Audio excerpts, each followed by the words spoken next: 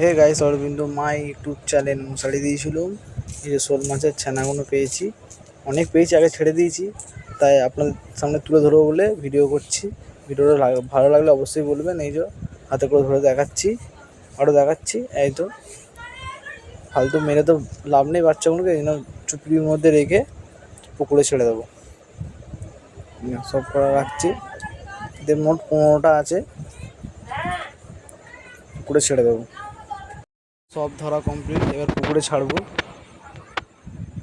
জলে দিচ্ছি, খুব সুন্দর লাগছে।